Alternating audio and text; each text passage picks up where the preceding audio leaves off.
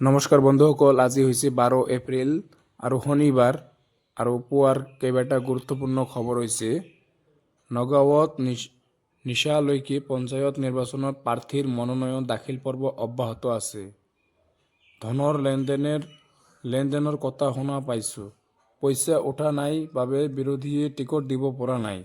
বিৰোধীৰ দলক উদ্দেশ্য কৰি এই বক্তব্য বিধায়ক ৰূপক শৰ্মাৰ। লগতে বিধায়ক শৰ্মাই কয়, আমি যোৱা সময়ত কাম কৰি গৈছো, ৰাইজৰ মাজত আছো, ৰাইজৰ সেৱা কৰিছো, ৰাইজে আমাক আশীৰ্বাদ কৰিব, এখন ভাল পঞ্চায়ত গঠন হ'ব।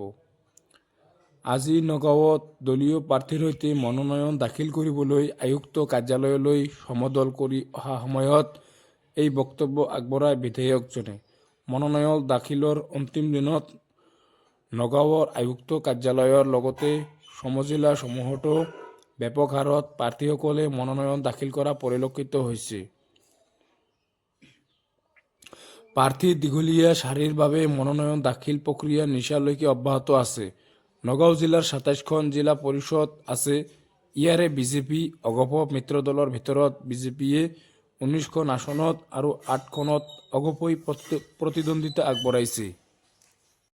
পৰৱৰ্তী খবৰ, ওদালগুৰিত স্থাপন হ'ব প্ৰদীপ নাগৰ আবক্ষ মূৰ্তি। ওদালগুৰিত স্থাপন হ'ব প্ৰদীপ নাগৰ আবক্ষ মূৰ্তি। সদ্যপ্ৰয়াত আদিবাসী ছাত্ৰ নেতা প্ৰদীপ নাগক লৈ ৰাজ্যজুৰি অব্যাহত আছে শোকৰ পৰিৱেশ। ওদালগুৰিৰো বিভিন্ন প্ৰান্তত প্ৰয়াত ছাত্ৰ নেতা গৰাকীক লৈ বিভিন্ন শ্ৰদ্ধাঞ্জলি অনুষ্ঠান অব্যাহত আছে। ইয়াৰ মাজতে আজি ওদালগুৰিৰ সমাজকৰ্মী তথা ওদালগুৰি জিলা বিজেপিৰ উপ সভাপতি মিনন মোছাৰীৰ উদ্যোগত প্ৰয়াত নাগলৈ শ্ৰদ্ধাঞ্জলি জনোৱাৰ অৰ্থে এক অনুষ্ঠান অনুষ্ঠিত হৈ যায়। ওদালগুৰি ৰাজহুৱা দুৰ্গাপূজা মণ্ডপ চৌহদত বিয়লি প্ৰায় 4 বজাৰ পৰা অনুষ্ঠিত এই শ্ৰদ্ধাঞ্জলি অনুষ্ঠানত উপস্থিত থাকি বলেন্দ্ৰ ব্ৰহ্মই প্ৰয়াত ছাত্ৰ নেতাগৰাকীৰ সান্নিধ্যৰ কথা উল্লেখ কৰে। তেওঁ কয়, প্ৰদীপ নাগৰ দৰে আদিবাসী সংগঠনৰ হৈ মাত মতা নেতা বহু কম আছে। তেওঁ আপোচহীনভাৱে শোষিত বঞ্চিত জনগোষ্ঠীটোৰ হৈ মাত মাতি গৈছিল। পৰৱৰ্তী খবৰ, ঢকুৱাখানা ঘিলামৰা কংগ্ৰেছৰ প্ৰাৰ্থীৰ মনোনয়ন দাখিল। ভাৰতীয় জাতীয় কংগ্ৰেছ দলৰ ঢকুৱাখানা আৰু ঘিলামৰা ব্লক কংগ্ৰেছৰ মুঠ 26 গৰাকী আঞ্চলিক পঞ্চায়ত আৰু জিলা পৰিষদ সমষ্টিৰ প্ৰাৰ্থীয়ে শুকুৰবাৰে মনোনয়ন পত্ৰ দাখিল কৰে। ঢকুৱাখানা সমজিলাৰ অন্তৰ্গত ঘিলামৰা জিলা পৰিষদ সমষ্টিৰ পৰা কংগ্ৰেছ দলৰ হৈ সমাজ সক্ৰিয় যুৱ নেতা দেৱজিৎ হাজৰিকাই, মৰণৈ সোৱণশিৰি জিলা পৰিষদ সমষ্টিৰ পৰা মনালিছা কমাল নৰহে, পূব ঢকুৱাখানা মাতমৰা সমষ্টিৰ পৰা প্ৰবীণ শিক্ষাবিদ মীন ৰাম পেগুৱে, পশ্চিম ঢকুৱাখানা সমষ্টিৰ পৰা মহিলা নেত্ৰী মীনাক্ষী গগৈয়ে দলীয় প্ৰাৰ্থিত্বলৈ মনোনয়ন পত্ৰ দাখিল কৰে। অন্যহাতে ঢকুৱাখানা 12খন আঞ্চলিক পঞ্চায়তৰ বিপৰীতে 12 গৰাকী আঞ্চলিক পঞ্চায়তৰ প্ৰাৰ্থীয়ে দলীয় প্ৰাৰ্থিত্ব লাভ কৰি মনোনয়ন পত্ৰ দাখিল কৰে। সেইসকলৰ ভিতৰত সতীশ চুতীয়া, ৰঞ্জিত পেগু, ৰাজীৱ দত্ত, নকুল দাস, প্ৰণৱ চমুৱা, ৰশ্মি ৰেখা পাচনি কোচ, মুহিধৰ পেগু,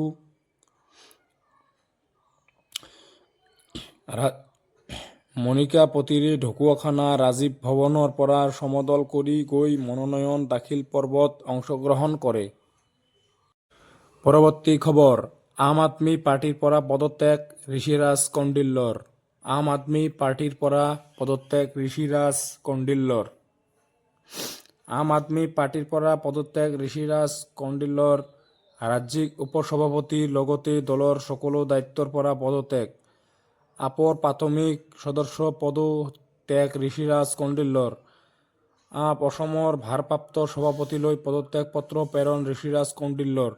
উল্লেখ্য যে যোৱা লোকসভা নিৰ্বাচনত শোণিতপুৰ লোকসভা সমষ্টিৰ পৰা আপৰ হৈ টিকট লাভ কৰিছিল কৌণ্ডিল্যই। বিগত বহু বহুকেইমান ধৰি দলীয় কাম-কাজৰ পৰা নিজকে আঁতৰাই ৰাখিছিল তেওঁ। পৰৱৰ্তী খবৰ, শ্বেয়াৰ বজাৰৰ পতন। আমেৰিকাৰ নতুন শুল্ক নীতিৰ প্ৰভাৱৰ পাছতো বাঢ়িছে চাহিদা। শ্বেয়াৰ বজাৰৰ পতন আৰু আমেৰিকাৰ নতুন শুল্ক নীতিৰ পৰা উদ্ভৱ হোৱা অৰ্থনৈতিক অনিশ্চয়তাৰ মাজতো আৱাসিক বিক্ৰীৰ শক্তিশালী গতিবেগ বিত্তীয় বৰ্ষ ২৬লৈকে অটুট থাকিব। অৱশ্যে সম্পত্তি বিক্ৰী ক্ষেত্ৰৰ পৰামৰ্শদাতাসকলে চতুৰ্থ ত্ৰৈমাসিকত সামগ্ৰিকভাৱে আৱাস বিক্ৰী কম হ'ব বুলি জনাইছে, যদিও বিত্তীয় বৰ্ষ ২৬লৈ ইয়াৰ প্ৰভাৱ নপৰিব বুলি আশা কৰা হৈছে। গডৰেজ প্ৰপাৰ্টিজ, মেক্ৰটেক ডেভেলপাৰ্ছ আৰু ছিগনেচাৰ গ্ল'বেলৰ দৰে আগশাৰীৰ ডেভেলপাৰ্ছসকলে বিত্তীয় বৰ্ষ ২৫ চনত সৰ্বকালৰ উচ্চ বুকিং ৰেকৰ্ড কৰিছিল। এই ৰেকৰ্ড সংখ্যক বুকিং আৱাসিক সম্পত্তিৰ শক্তিশালী চাহিদাৰ বাবে কৰা হৈছিল। ২৫ বিত্তীয় বৰ্ষত যিকোনো ডেভেলপাৰৰ তুলনাত দেশৰ ভিতৰতে সৰ্বাধিক বিক্ৰী হৈছে গডৰেজ প্ৰপাৰ্টিজে। প্ৰেষ্টিজ এষ্টেটছ প্ৰজেক্টছৰ অধ্যক্ষ তথা পৰিচালন সঞ্চালক ইৰফান ৰাজাকে সদৰি কৰে যে আৱাসিক ৰিয়েল এষ্টেট বজাৰত শীতান আৰু অঞ্চলসমূহৰ মাজত প্ৰবল চাহিদা অব্যাহত আছে। মাৰ্চ মাহত বেংগালুৰু, হায়দৰাবাদ আৰু মুম্বাইত শেহতীয়াকৈ আমাৰ কিছুমান লঞ্চক অতি ভাল সমাদৰ লাভ কৰা হৈছিল। আমি আশা কৰোঁ এই শক্তিশালী চাহিদা ২০২৬ বিত্তীয় বৰ্ষতো অব্যাহত থাকিব। ৰাজাকে লগতে উল্লেখ কৰে যে কোম্পানীটোৱে ইতিমধ্যে ৩টা মুকলিৰ পৰা একেলগে এমাহৰ ভিতৰত ৫,০০০ কোটিৰো অধিক বিক্ৰী বুকিং ৰেকৰ্ড কৰিছে। এতিয়া কোম্পানীটোৱে ২৬ বিত্তীয় বৰ্ষত নিজৰ লঞ্চ দুগুণ কৰাৰ পৰিকল্পনা কৰিছে। পৰৱৰ্তী খবৰ, ২০২৪ চনৰ দ্বিতীয়াৰ্ধত দেশত হৈছে প্ৰায় ১৯৮ লাখ কোটিৰ ইউপিআইত লেনদেন।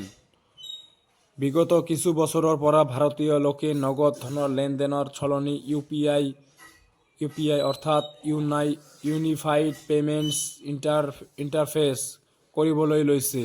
মোবাইল ফোন ব্যৱহাৰ কৰি কৰা লেনদেনৰ মূল্য বছৰৰ পিছত বছৰ ধৰি প্ৰায় ৩১% বৃদ্ধি পাইছে। ২০২৪ চনৰ দ্বিতীয়াৰ্ধত প্ৰায় ১৯৮ লাখ কোটি অৰ্থাৎ ১.৯৮ ট্ৰিলিয়ন হৈছে ইউপিআইত লেনদেন। ইউপিআই লেনদেনৰ মূল্য বছৰি ৩১% বৃদ্ধি পাই প্ৰায় ১৩০ লাখ কোটি টকা হৈছে। ডিজিটেল পেমেণ্ট আন্তঃগাঁথনি শক্তিশালী হোৱাৰ বাবে এতিয়া সম্ভৱ হৈছে। ৱৰ্ল্ডলাইনে সংকলন কৰা তথ্য অনুসৰি ২০২৪ চনৰ ডিচেম্বৰৰ শেষৰ ফালে ব্যৱহাৰকাৰীয়ে মোবাইল ফোন ব্যৱহাৰ কৰি ডিজিটেল লেনদেন চলোৱা ইউপিআই কিউআৰ অৰ্থাৎ কুইক ৰেছপন্স কোড ৬৩.৩৪ কোটি টকা স্পৰ্শ কৰিছিল। ৱৰ্ল্ডলাইনে সদৰি কৰে যে মোবাইল পেমেণ্ট গ-টু চেনেলত পৰিণত হৈছে। লেনদেন ৪১% বছৰে বৃদ্ধি পাই ৮৮.৫৪ বিলিয়ন অৰ্থাৎ ৮,৮৫৪ কোটি হৈছে, যিয়ে ভাৰতৰ বিত্তীয় পৰিৱেশ তন্ত্ৰত স্মাৰ্টফোনৰ ভূমিকাক আলোকপাত কৰিছে। ৱৰ্ল্ডলাইন ইণ্ডিয়াৰ মুখ্য কাৰ্যবাহী বিষয়া ৰমেশ নৰসিংহনে উল্লেখ কৰে যে ইউপিআইয়ে ভাৰতৰ ডিজিটেল বিপ্লৱৰ নেতৃত্ব অব্যাহত ৰাখিছে। বছৰৰ পিছত বছৰ ধৰি লেনদেনৰ পৰিমাণ ৪২% বৃদ্ধি পাইছে। ২০২৪ চনৰ দ্বিতীয়াৰ্ধত ৯৩.২৩ বিলিয়ন অৰ্থাৎ ৯,৩২৩ কোটি লেনদেন হৈছে। ইউপিআই লেনদেনক ব্যক্তিৰ পৰা ব্যক্তিলৈ আৰু P2M লেনদেন হিচাপে শ্ৰেণীভুক্ত কৰা হয়।